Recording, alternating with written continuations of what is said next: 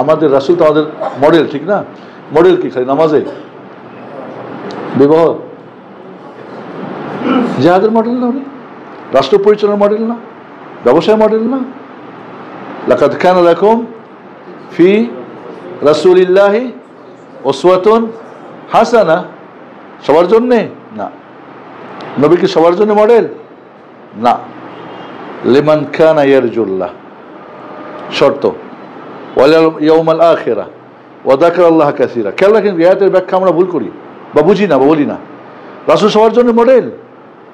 লাকাদ কানা লাকুম ফি রাসূলিল্লাহি উসওয়াতুন হাসানা, তোমাদের রাসূলের মধ্যে তো উত্তম মডেল রয়েছে। কে? লিমান কানা ইয়ারজুল্লাহ, কার জন্যে?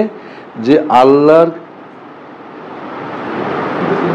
বলেন, আল্লাহর সন্তুষ্টিকে অর্জন করতে চাই।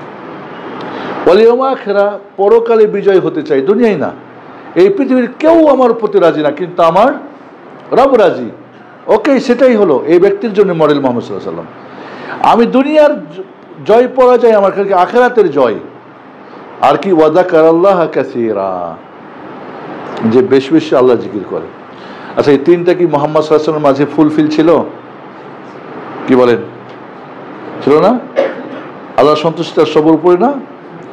এবং তিনি পরকালে সর্বশ্রেষ্ঠ বিজয়ী না? এবং উনি কি সর্বস্ত জিকির করতেন? মায়েশা কি বলছেন? কানা রাসূলুল্লাহ সাল্লাল্লাহু আলাইহি ওয়াসাল্লাম ইয়াযকুরু রাব্বাহু ফি কুল্লি আহইয়ানি, কানা রাসূলুল্লাহ ইয়াযকুরু রাব্বাহু ফি কুল্লি আহইয়ানি, সবসময় জিকির করতেন। এই তিনটা যার মধ্যে হবে, তিনি মুহাম্মদের মধ্যে মডেল খোঁজ করে পাবেন আলাইহিস সালাতু ওয়াস সালাম। বাকি আপনি নামকে আসতে আপনি মুহাম্মদকে মডেল হিসেবে পাবেন না আলাইহিস সালাতু ওয়াস সালাম। আর এই তিনটার পরিপূর্ণ তিনি ছিলেন, এবং এই তিনটা হলো একজন মুমিনের জীবনের কি সবচেয়ে বড় পাওয়া চাওয়া। বোঝা গেছে কথা?